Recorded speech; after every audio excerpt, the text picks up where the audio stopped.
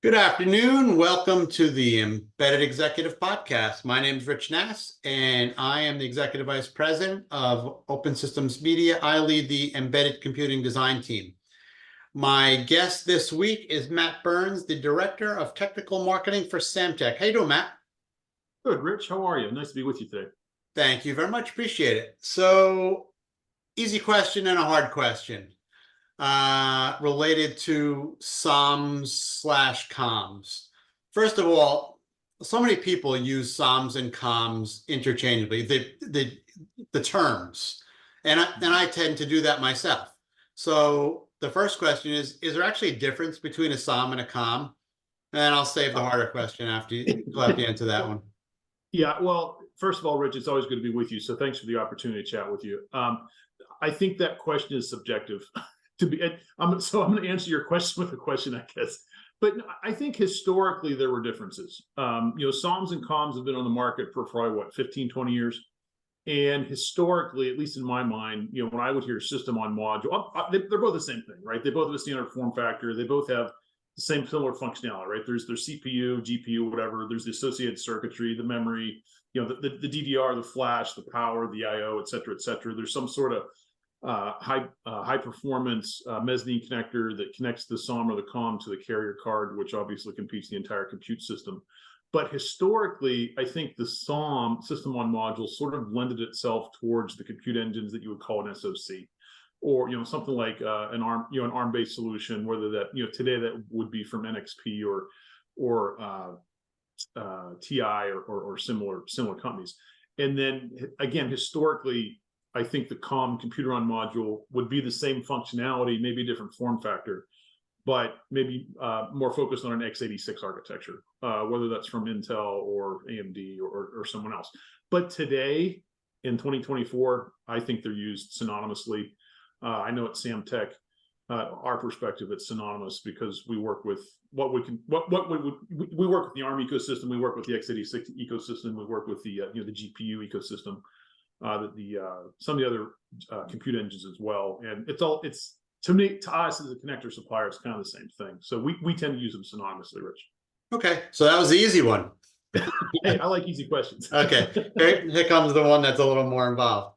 I know in my head why somebody should be using a SOM/COM, but do developers always pick a SOM for the right reasons, or should they be going with a motherboard?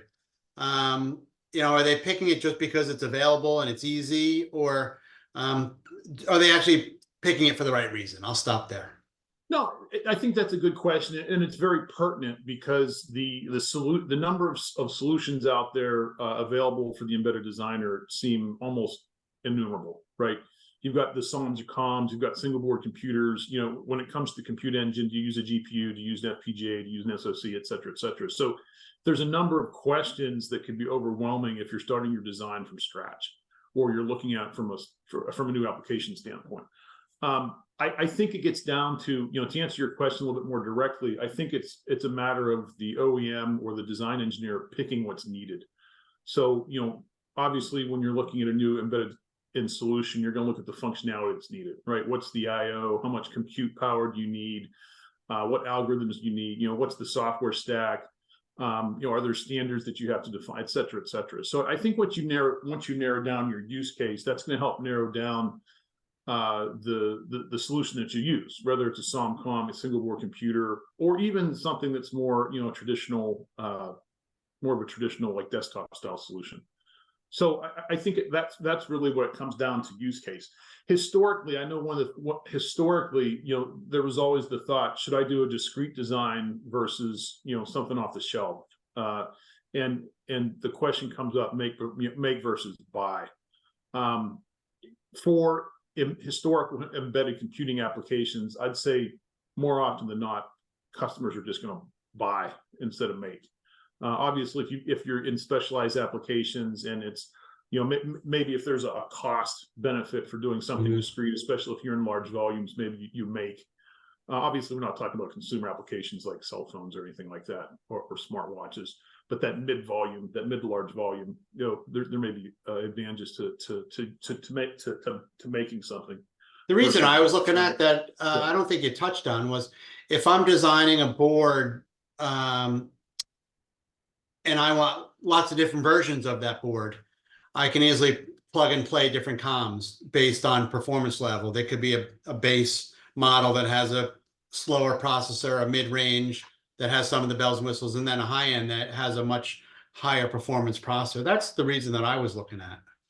Well, and that makes a good point. It's if the application requires scalability or flexibility, several of the for example, I think about Com Express. There's any type of form factors. There are standard form factors, but you can scale from an entry-level CPU up to a higher-end CPU to meet the functionality of your system. Plus, with the scalability of the SOMs and comms, one of the advantages of that, like you mentioned, is the fact that you can keep the same carrier card and just swap out the SOMs and the comms as necessary to meet the needs of your system. So again, your question there about what's the right choice or what's the wrong choice, I guess it in my mind it's subjective, right? I don't know if that's the right answer or not, Rich. That's but fine. At least from my mind, from my perspective, it's what makes the most sense for the OEM or for the vendor. And from the Samtec perspective, it doesn't matter, right? Well, hopefully the OEM is picking a SOM or a COM that uses the Samtec connector. But in all fairness, there are a number of solutions out there. You look at Q7, you look at Smart from the SGET ecosystem. They take advantage of the economies of scale with a DIMM style connector, and then some of the newer solutions that they have with what they're calling their OSM, the open. Oh goodness, I almost said Open System Media, Rich, but that's not it. Sorry, I forget what the SGET OSM module stands for, but it gets rid of the connector completely. So it uses a BGA termination. It's actually all the silicon on a PC, PCB with BGA contacts, and you put down the connector via like a standard surface mount process. From Samtec's perspective, we're focused on high performance interconnect. So we're targeting typically higher performance SOMs and comms. A good example of that is the new COM HPC specification from Pickman. You and I are both familiar with that. All things to all people. Samtec would like to sell connector to everybody, but we know that's not reality. But we tend to focus on mid to high performance SOMs and comms because of the expertise we have in high performance mezzanine connectors. Very good. That certainly clears it up. Thank you very much. No problem, Rich. Thanks for the time. It's always great to be with you. That was Matt Burns. He is the Director of Technical Content for Samtec, and I'm Rich Nass with Open Systems Media.